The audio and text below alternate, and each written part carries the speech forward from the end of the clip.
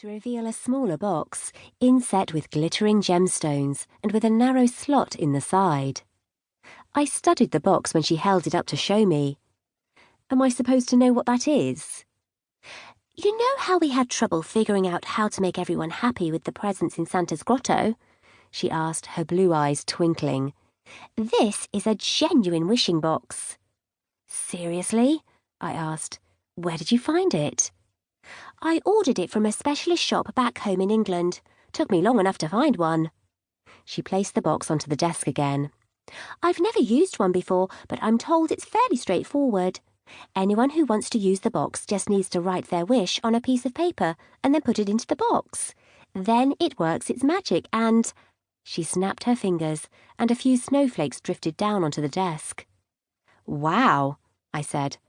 Can you literally ask the box for anything?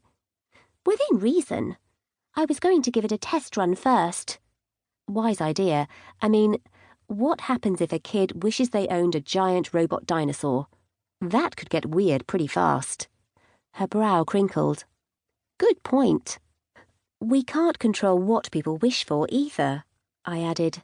Like if someone wishes the sky was green or that we all lived underwater, would the box try to make that happen? We can work from a list instead. The kids will ask for toys while the adults will ask for fancy cars or houses. My brows shot up. Do we want random houses falling out of the sky?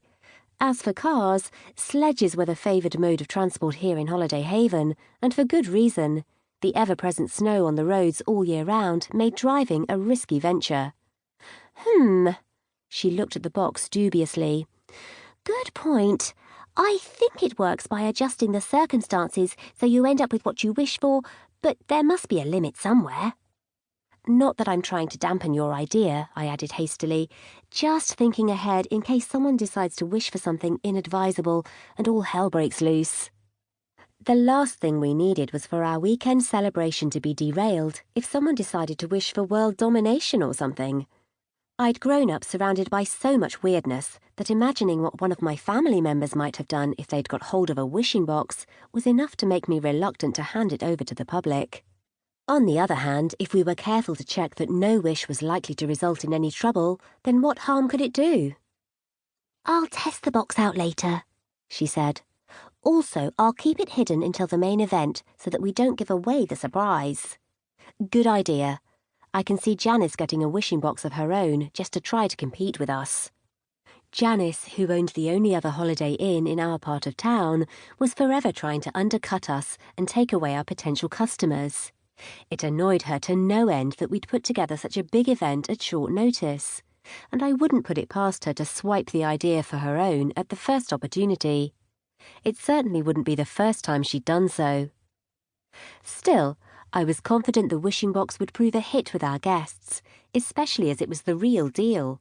Most people would be clamouring to get in line to have the chance to make their own wishes come true. Yeah, I wouldn't put it past her, said Mercy. I know for a fact that she's still mad because we snagged the best theatre group in town. Too right.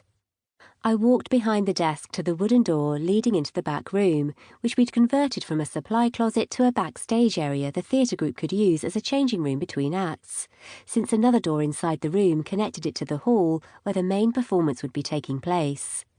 I entered the hall, surveying the wide stage we'd set up for the production. Rows of chairs filled the rest of the space, while tinsel hung in loops from the walls. 4 days remained until the main event kicked off, and now all we needed was an audience. I pushed some chairs into line, hearing Mercy's voice from the reception area talking to someone. A moment later, she entered the hall and beckoned me over, her usual cheer notably absent from her expression. Carol, some guests just showed up. They look a bit... odd. My brow furrowed. We're at the North Pole in a town inhabited by elves, abominable snowmen, and talking animals. What's too odd for Holiday Haven? Come on, she said, looking decidedly uncomfortable. Judge for yourself. Wondering what had her tinsel in a tangle, I walked after her into the reception area via the back room. We still have enough rooms for guests, don't we? Of course.